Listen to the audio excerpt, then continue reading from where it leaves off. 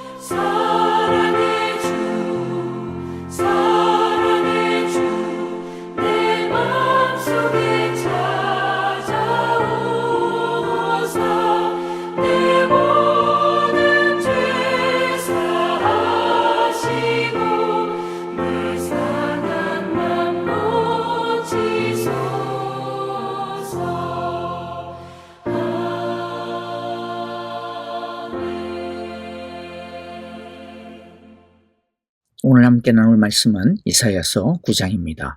우리 1절부터 영상을 보면서요 한 절씩 같이 읽도록 하겠습니다. 전에 고통받던 자들에게는 흑암이 없으리로다. 옛적에는 여호와께서 스불론 땅과 납달리 땅이 멸시를 당하게 하셨더니 후에는 해변길과 요단 저쪽 이방의 갈릴리를 영화롭게 하셨느니라. 흑암에 행하던 백성이 큰 빛을 보고 사망의 그늘진 땅에 거주하던 자에게 빛이 비치도다. 주께서 이 나라를 창성하게 하시며 그 즐거움을 더하게 하셨으므로 추수하는 즐거움과 탈취물을 나눌 때의 즐거움 같이 그들이 주 앞에서 즐거워하오니, 이는 그들이 무겁게 맨 멍에와 그들의 어깨의 채찍과 그 압제자의 막대기를 주께서 꺾으시되 미디안의 날과 같이 하셨음이니이다. 어지러이 싸우는 군인들의 신과 피 묻은 겉옷이 불의 섭같이 살라지리니, 이는 한 아기가 우리에게 낳고 한 아들을 우리에게 주신 바 되었는데 그의 어깨에는 정사를 메었고 그의 이름은 기묘자라, 모사라, 전능하신 하나님이라, 영존하시는 아버지라, 평강의 왕이라 할 것임이라. 그 정서와 평강의 더함이 무궁하며 또 다윗의 왕좌와 그의 나라에 군림하여 그 나라를 굳게 세우고 지금 이후로 영원히 정의와 공의로 그것을 보존하실 것이라. 만군의 여호와의 열심히 이를 이루시리라.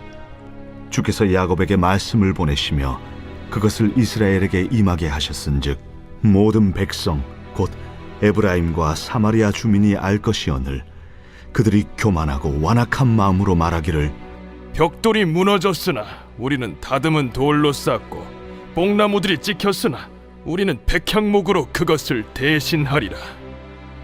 그러므로 여호와께서 르신의 대적들을 일으켜 그를 치게 하시며 그의 원수들을 격동시키시리니 앞에는 아람 사람이요 뒤에는 블레셋 사람이라.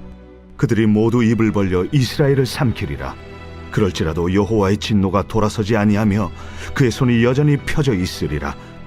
그리하여도 그 백성이 자기들을 치시는 이에게로 돌아오지 아니하며 만군의 여호와를 찾지 아니하도다. 그러므로 여호와께서 하루 사이에 이스라엘 중에서 머리와 꼬리와 종려나무 가지와 갈대를 끊으시리니 그 머리는 곧 장로와 존귀한 자요 그 꼬리는 곧 거짓말을 가르치는 선지자라. 백성을 인도하는 자가 그들을 미혹하니 인도를 받는 자들이 멸망을 당하는도다.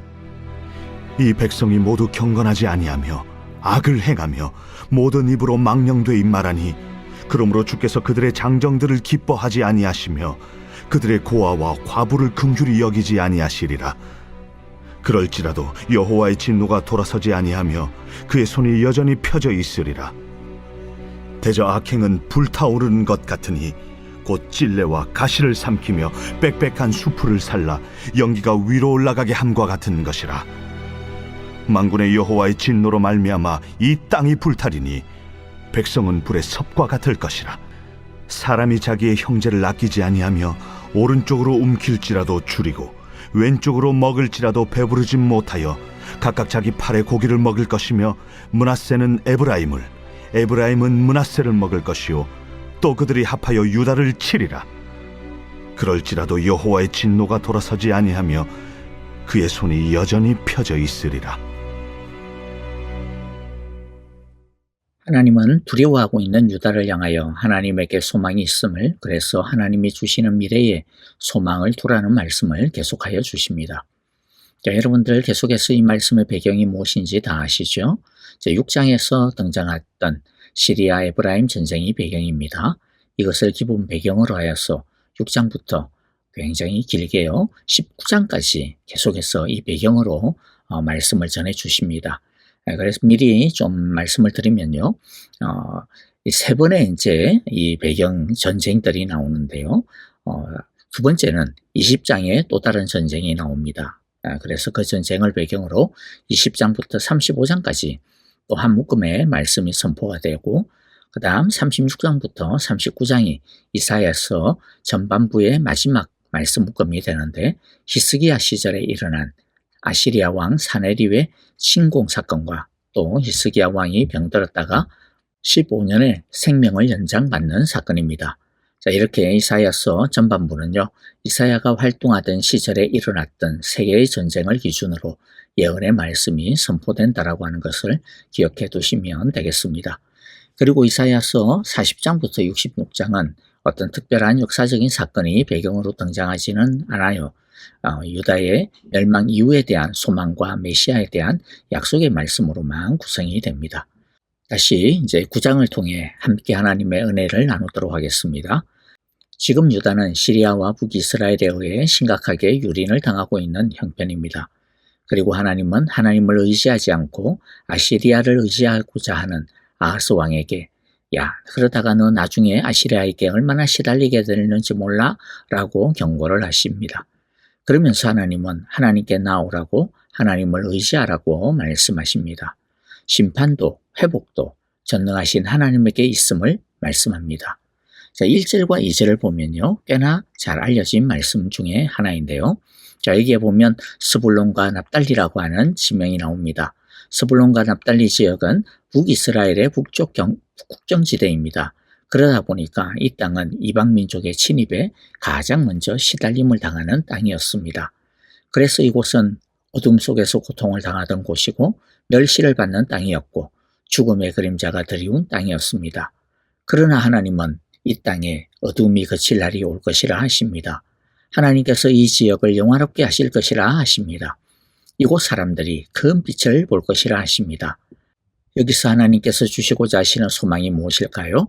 1차적으로는요. 4절, 5절에서 말씀하시는 것처럼 이스라엘을 괴롭혔던 적들을 하나님께서 물리쳐 주실 것이라고 하는 소망의 말씀입니다. 4절에 보면 주님께서 미디안을 치시던 날처럼이라는 표현이 있는데 이것은 사사 기드온이 300명의 군인을 가지고 13만 5천 명이 넘는 미디안 연합군을 물리쳤던 사건을 말합니다. 기드온의 300명의 군대는 사실 군인이 아니었습니다. 그냥 평범한 농부였고 포도원지기들이었고 목동들이었습니다. 그럼에도 불구하고 그 300명을 가지고 잘 훈련된 미디안 대군을 이길 수 있었는데 그 이유가 무엇입니까? 오로지 하나님께서 이기게 해주셨기 때문입니다. 하나님이 싸워주셨기 때문에 이긴 것입니다. 그것처럼 이스라엘은 시리아도 아시리아도 이길 수 있는 힘이 없습니다. 하지만 이스라엘의 힘이 아니라 하나님께서 이기게 해주실 것이라는 겁니다. 그러므로 여러분 우리도요. 자꾸만 내 호주머니, 내 주먹, 내 힘만 계산하고 그것만 쳐다보는 버릇을 버려야 할 것입니다. 다윗이 말한 것이 있지 않습니까? 전쟁은 누구에게 속한 거다? 전쟁은 하나님께 속한 것이다. 그러므로 우리는 내 호주머니와 내가 가진 힘을 자꾸만 쳐다보지 말고 하나님의 얼굴을 자꾸 쳐다보는 습관을 길러야 할 것입니다. 하나님께 부르짖는 믿음의 습관을 우리 모두 기르기를 바랍니다. 하나님을 믿으면 어둠 속에 헤매던 우리에게 큰 빛이 깃들게 됩니다. 하나님이 영화롭게 하실 것입니다.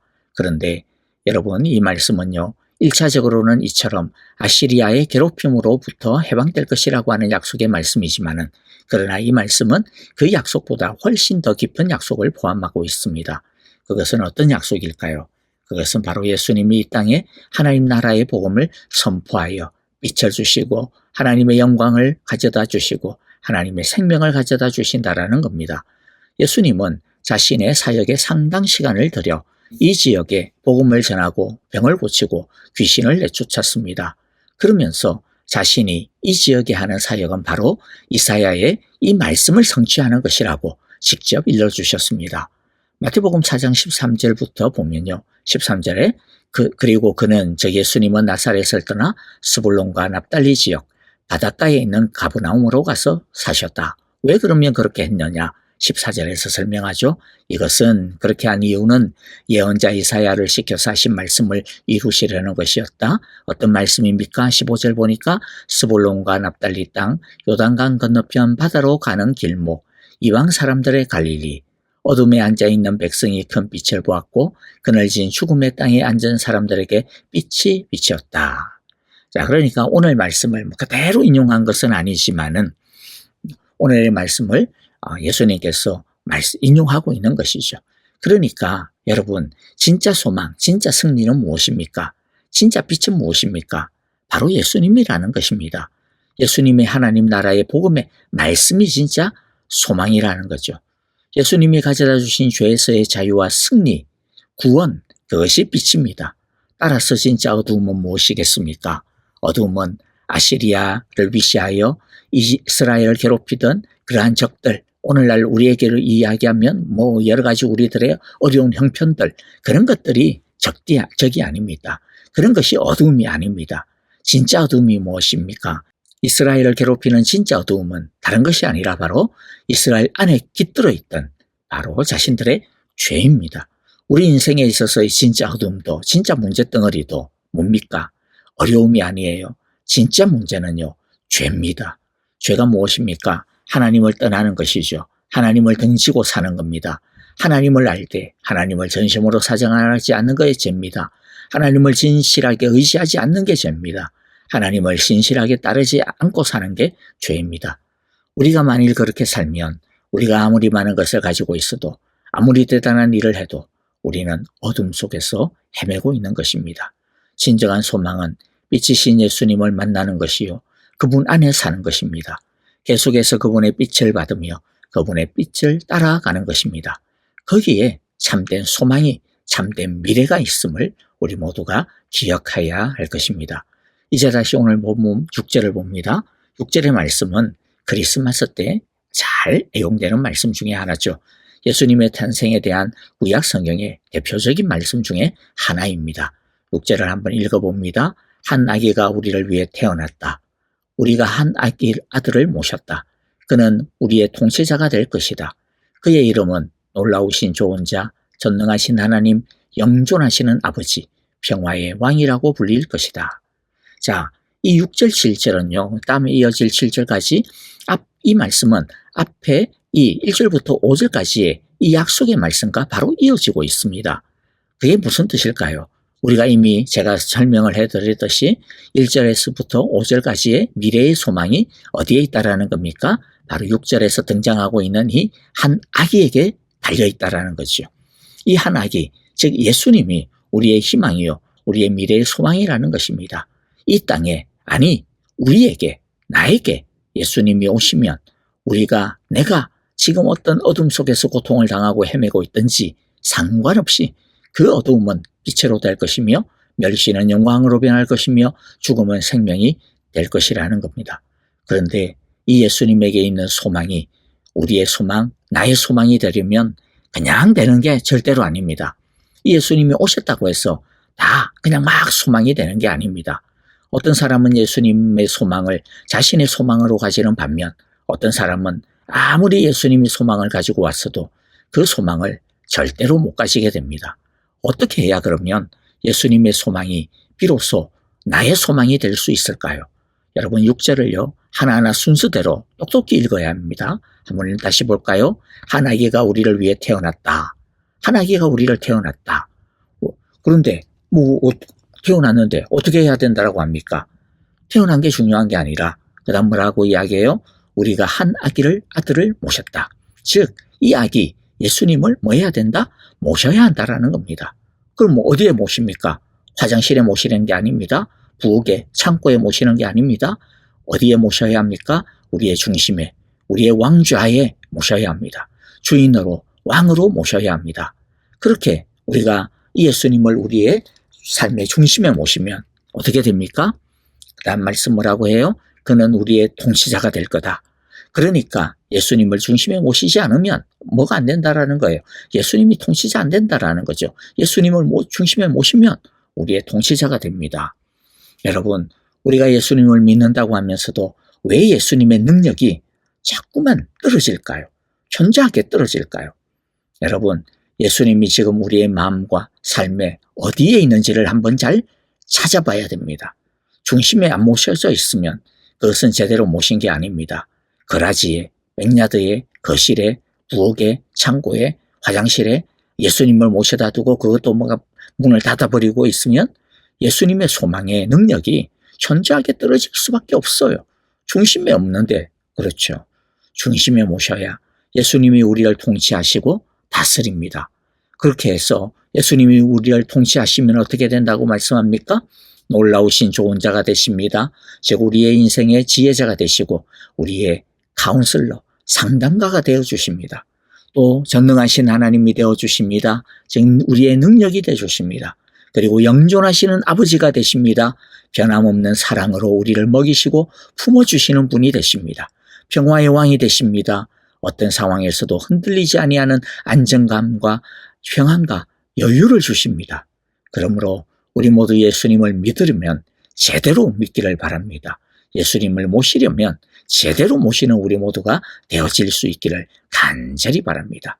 자, 그러면 우리가 그렇게 되면요, 예수님은 7절의 말씀처럼 당신의 강력한 왕권으로 우리의 평화를 지켜주실 것이라 약속하고 있습니다. 우리의 삶을 굳건하게 세워주실 것입니다. 그리고요, 그렇게 될 거라는 것을 하나님께서 어떤 말씀으로 약속해 주십니까? 엄청난 말씀으로 약속해 주시는데요.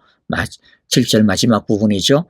만군의 주님의 열심이 이것을 반드시 이루실 것이다. 뭐가요? 만군의 주님의 열심이. 주님께서 우리를 위해서 열심으로 일하실 것이라는 겁니다. 그렇기 때문에 뭐 할 거다? 반드시 이룰 것이다. 하나님이 이런 엄청난 열심을 가지고 우리를 돌보고 계심을 우리가 믿기를 바랍니다. 그렇기 때문에 여러분들, 하나님도 우리를 위해서 이런 엄청난 열심을 가지고 우리를 돌보시는데, 우리를 찾으시는데, 우리를 위하시는데, 그러므로 우리도 마땅히 하나님에 대해 열심을 다해 믿고 사랑하고 따라가야 하지 않겠습니까? 주님을 열심히 믿는 우리에게 하나님의 뜨거운 열심이 늘 함께 해주시기를 간절히 기도하고 축복합니다. 이제 말씀을 마무리합니다. 9장 나머지 부분은요, 8절부터 21절의 나머지 부분은 내일 10장의 내용하고 연결이 되기 때문에 내일 10장을 하면서 같이 잠깐 정리하고 다루도록 하겠습니다. 자, 이제 오늘 말씀을 우리 함께 다시 생각을 해보기를 원합니다. 무엇이 어두움입니까? 여러 가지 어려움들, 우리의 삶의 여러 가지 나쁜 일들, 그런 것들이 어두움이 아닙니다. 진짜 어두움은 하나님을 제대로 믿지 않는 것입니다. 하나님을 가까이 하지 않는 것이 어두움입니다. 하나님의 얼굴을 보지 않고 사는 것이 어두움입니다. 빛 대신 하나님을 등지고 사는데 당연히 어두울 수밖에 없고, 그러면 인생이 차가울 수밖에 없습니다. 그러므로 예수님을 제대로 모시고 살아야 할 것입니다. 우리가 예수님을 중심에 제대로 모시고 믿으면 그때부터 어둠은 물러가고 빛이 비춥니다. 하나님의 영광이 함께 할 것입니다. 예수님이 우리의 카운슬러가 되어주셔서 우리들이 가지고 있는 여러 가지 고민들, 어려움들, 우리가 주님 앞에 다 아뢰고 기도하고 이야기하면 다 들어주시고 뿐만 아니라 해결해 주십니다. 그리고 주님께서는 우리의 능력이 되어주십니다. 영원한 사랑이 되어주십니다. 흔들리지 않는 평안이 되어주실 것입니다. 그러므로 우리 모두 날마다 예배를 통해, 말씀을 통해 우리 주님을 모심으로써 빛의 길을 걸어가는 평안의 안식을 누리는 우리 모두가 되시기를 간절히 기도하고 축복합니다. 아멘. 자, 오늘 우리에게 주신 이 말씀들 마음 가운데 새기면서요, 우리 함께 기도하도록 하겠습니다. 또 교회를 위하여, 형제 자매들을 위하여 기도합니다. 주여, 우리의 어둠을 물리쳐 주옵소서.